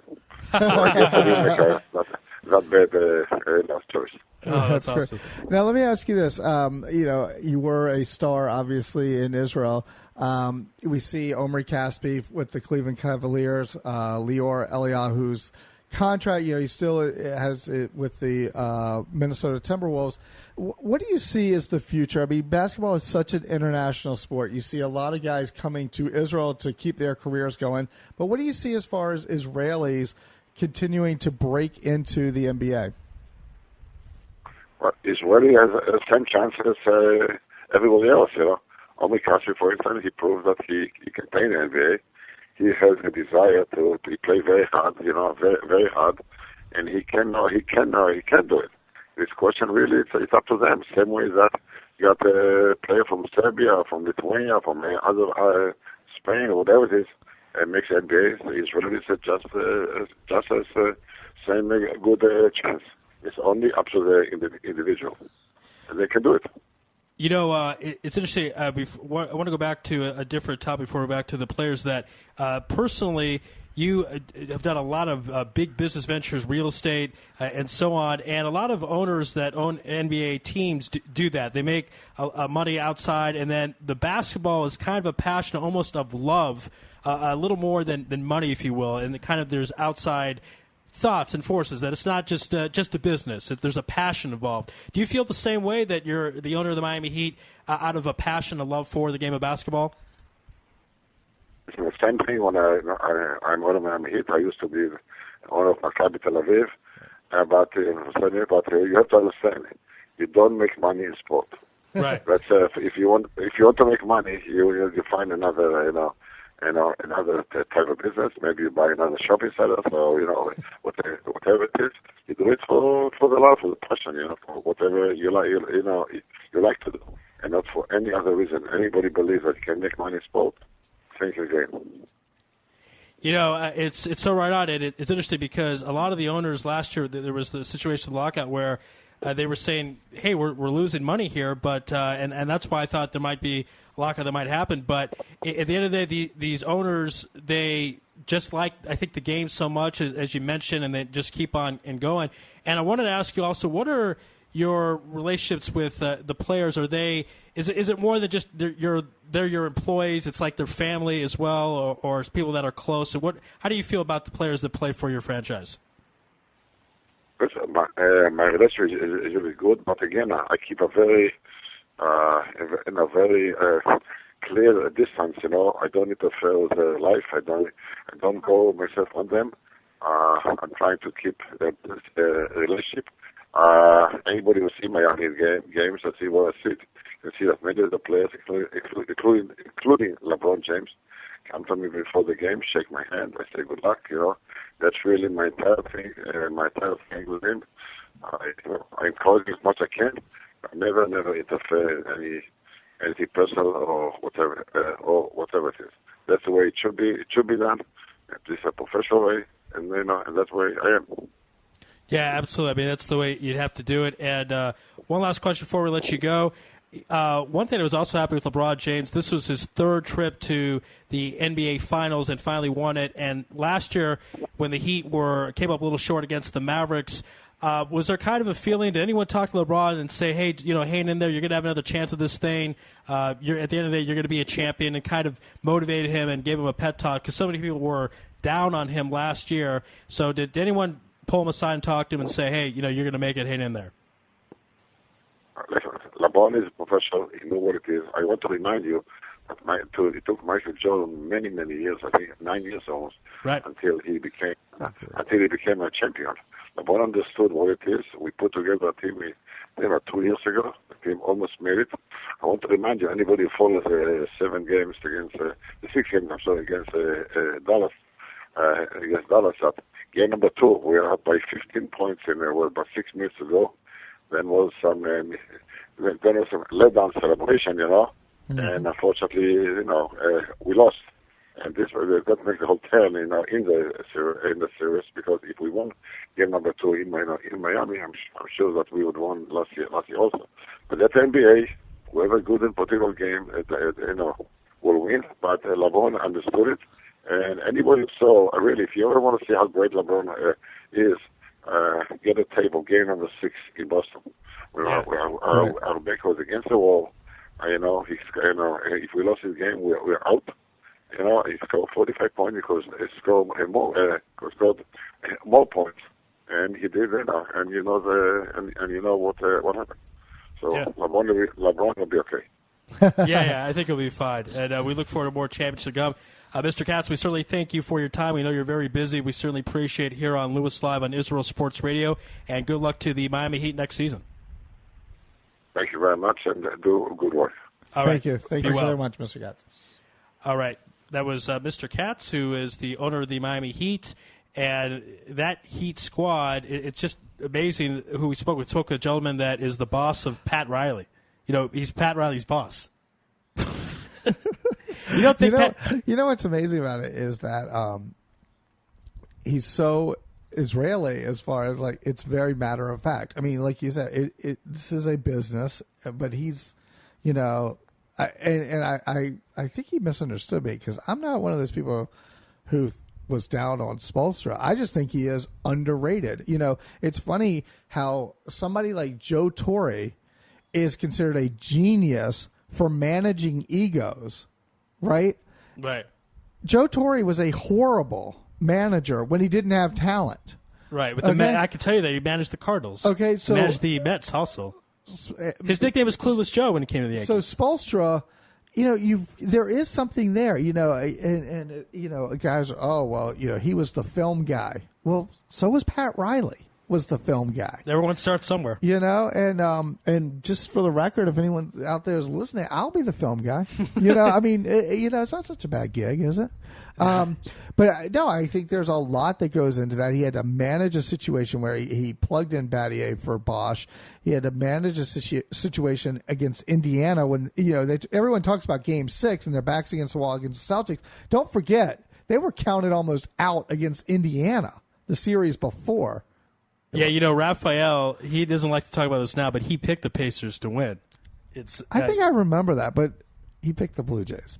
That's true. Of course, I picked the Red Sox. But I like this point you're making about Coach Eric, because there might be some people out there that still think... you can't say Spoelstra. Yeah, Spoelstra. Got it? Okay, Coach Spoelstra. All right. There might be some people out there that still consider this Pat Riley's title. That's what it almost feels like sometimes. Well, the joke, I mean, everyone last year was, when's Riley going to come back? And Riley had to keep saying he wasn't going to. And the family going, when Spoelstra was going to go see his family and all that kind of stuff. Because, there might be a little history there with Coach Riley. But, hey, this was his title, and I don't see why they can't plug in a few pieces. I think a lot of this is going to depend not on LeBron James. A lot of it's going to depend on Dwayne Wade and how healthy he is going forward.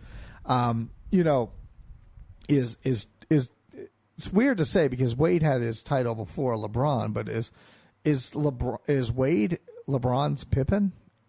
I think at this point, yeah. See, Pippen is a little weird analogy because Pippen wasn't really. I don't want to say he didn't score, but Wade. He wasn't that good either. Oh God, Wade had, before LeBron had the ability to take over games. When Jordan was not on the team in '94 and most of '95, Pippen did lead the team in scoring. I don't know. It's what's weird about Wade, and no disrespect to Mr. Wade, if you're listening. And you might be because your boss was just on. No disrespect to Mr. Wade, but remember, in between Shaq and LeBron, those Miami teams were awful. That's right. Awful.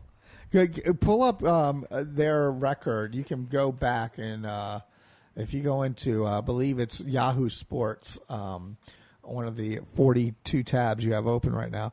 That's why the computer's going slow. And going to the NBA, and you look at what it was 2006 was Shaq.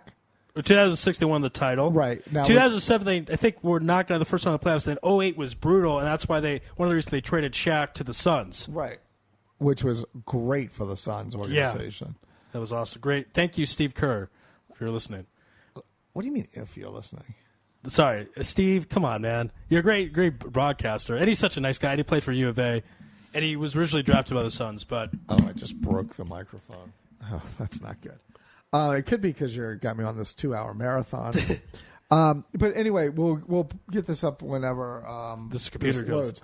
But, that team was awful. And, you talk about it, and the other thing is, and he touched on it, and I agree, and I've been saying this for, I don't know, maybe 3 years now. About Jordan. It is unbelievable revisionist history.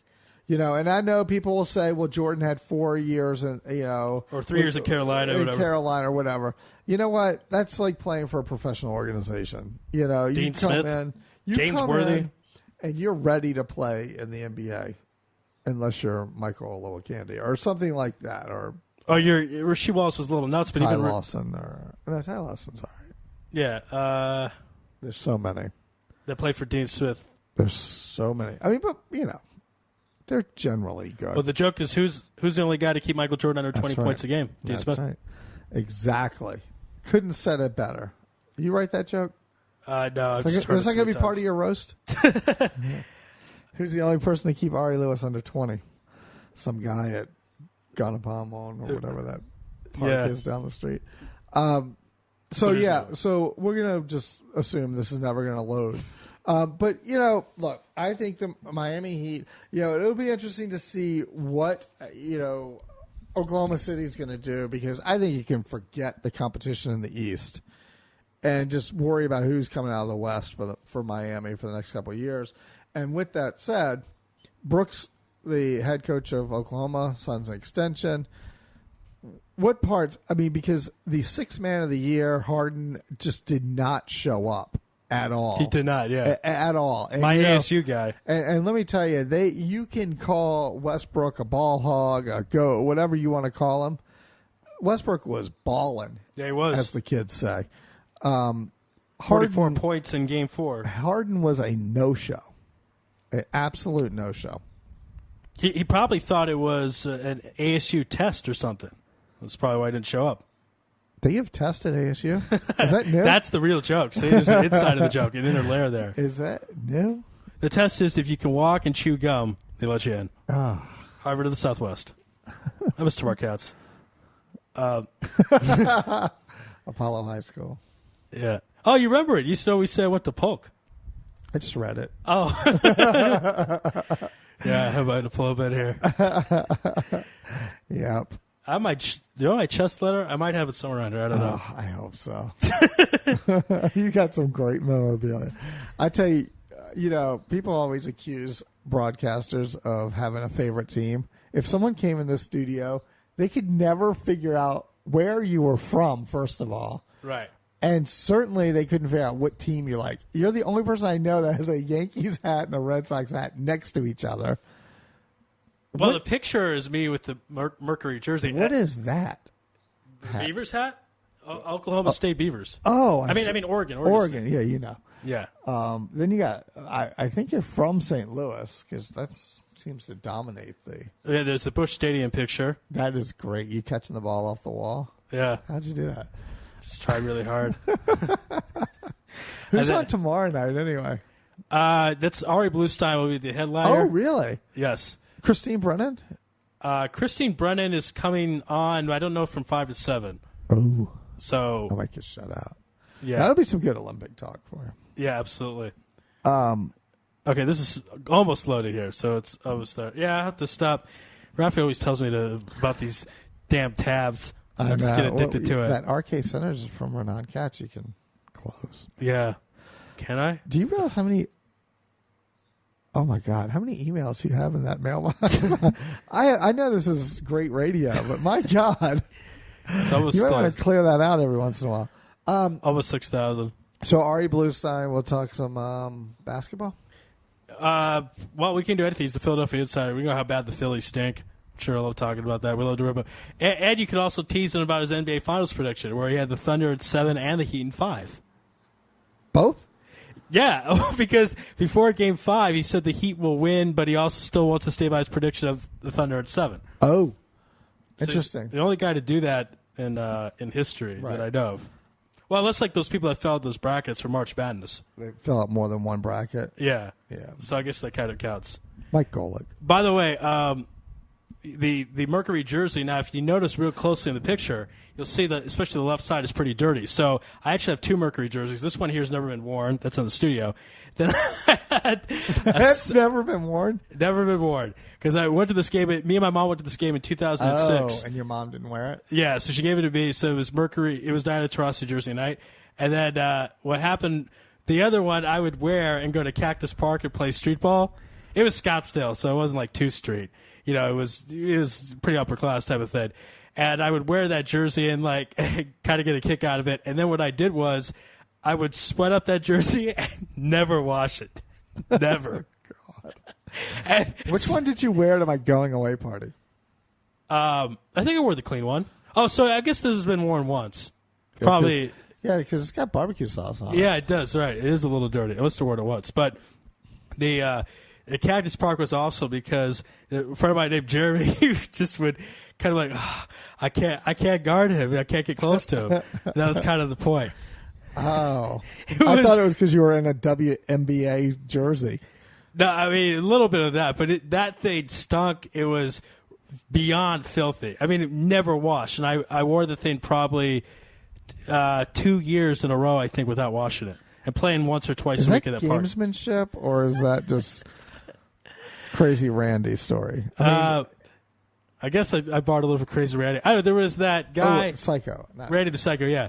That's the surname. There was that guy on Ally McBeal, one of the lawyers, that wouldn't shower to try to get a plea bargain quicker because they would just kind of give in.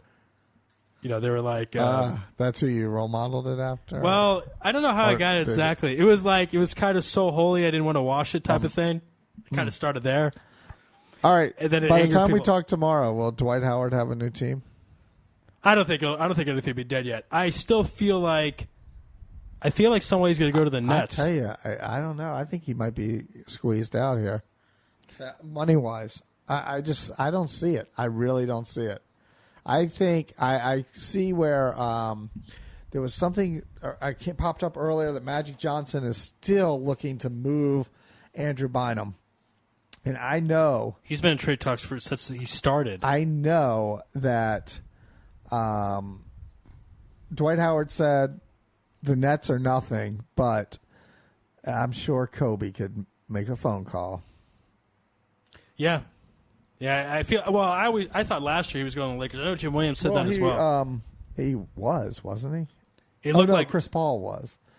Oh God, it looked like Dwight Howard was. It was going to be the same thing with Shaq, where Shaq was a star in the. Because the Magic have lost a couple of stars. Shaq, looks like they're about to lose. Dwight Howard knows.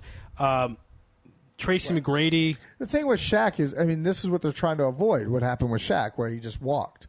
Right. That's what they're trying. And then to get avoid. anything for him. Right, Yeah, exactly. But you talk about the Nets stealing headlines from the Knicks and everything. Well, the Clippers, if the Lakers don't do anything, the Clippers are going to start stealing headlines, and that's a big problem in LA Yeah, I think the world will officially come to an end when that happens. Yes, because didn't we once do a show on terrible Clipper drafts? Yeah, we had a top 10 show. We had a top 10 bust. 2 lists. Right, and then top 10 that went on to be good players for somewhere other else. Teams. Right, exactly. Danny Manning up on that list, who Sunshine won the title in '95. That was a great year where up until they lost to the Rockets, but Manning contacted the Suns and basically said, "I'm just going to play for you because I like your franchise so much," and everything's going smoothly. And then Manning injured himself. He stepped on Joe Klein's foot in practice and was out for the year. I spray painted my basketball court 1995 NBA champions because I was so confident in the team, and then I just kept it there after they lost because I couldn't refuse to admit that they lost. Wow. Yeah, so this Wikipedia thing is not going to happen. We'll have to look up the time. Hopefully tomorrow we'll have the record of the Miami Heat for 2008. It was something like 20 wins. Yeah, it was bad. It was really bad. Good job, D. Wade. Yeah. So LeBron, if had LeBron been on that team, I think he would have gotten more than 20 wins out of the Miami Heat. I think he would have done a little more with it. You think he did it with Mo the Cleveland Williams. Cavaliers and Mo Williams? Ilgauskas, that's the real power there. Who? That Ilgauskas, who is, what's he doing now? Isn't he general manager? Isn't he? He has some high position, doesn't he? I don't think so. Okay, maybe I think so. I might be confusing with Danny Ferry. Yeah, they're interchangeable. Yeah, Danny Ferry, talk about a bust. Wow. Wasn't he number 2 pick for the Wizards? Right. I think he was ended up in the Wizards at some point, or for Cleveland. He was pretty high up there. Yeah, I almost feel he was one of those Duke guys. Right. He was a Dookie. I think John Concat was number 2 behind Ewing, but like Ferry was in a kind of a big draft where he was, I think at least top 5 for sure. All right, folks, that's going to wrap up our show for tonight. We want to thank everyone who was on, and I don't know if I'm going to be able to get the cheers theme up. What? I really would like to end that with cheers. I mean, maybe I'll just hum the song. Oh, God. All right. Well, looks like it's not going to happen. I'll have to restart the computer after the show. Anyway, let's thank everyone's on. Israel's best comedian, Benji Lovett, who will be at my comedy roast. That date still to TBA, to be announced. I have to call Dubbin maybe after the show or tomorrow or something to try to figure out a time. And, of course, then after Benji Lovett was New York, Neil and Ronnie. Talked a bunch of New York stuff. Israel baseball. Yeah, New York's the best, New York's best. But, yeah, he doesn't live in New York anymore. I always found those people funny. We had a couple of those imports in Arizona that would just talk about how great New York was, but yet they didn't live there. Then at 6 o'clock, of course, Jim Williams from the Washington Examiner, who broke down Bryce Harper. And he also agrees with Amy Lawrence that RG3 will have a better season than Andrew Luck. It was just because Andrew Luck, the can't-miss number 1 pick. You had to take him. It's so weird to see how somebody switched like that. I mean, if you would have gone into that season and you would have said someone other than Andrew Luck will win the Heisman and be the number, and just be the end-all to end-all, who would have ever thought, that RG3? He came out of nowhere. I mean, before his last season in college started, I don't know how many people were there. Andrew Luck was still the number 1 pick, but people think of him as that traditional pocket passer. Yeah. And then, of course, at 6:30, we had the owner of the Miami Heat, Ron Katz. Very no-nonsense gentleman, to say the least. Kind of short answers. I guess, I don't know, I guess that's what you do. Long questions. Right, long questions, short answers, usually the other way around. But I guess that's what you got to do when you're the owner. You just gotta, I know, because, you have time management issues otherwise. Time is money, and you got to simply answer the question and move on. So that was Ron Katz at 6:30. Tomorrow, again, stay tuned for another great show. Ari Bluestein will be headlining tomorrow's program. And next week we'll have a lot more great stuff here on Louis Live and Israel Sports Radio. But that's it for tonight. God bless and good night. Da, da, da, da, da, da, da, da.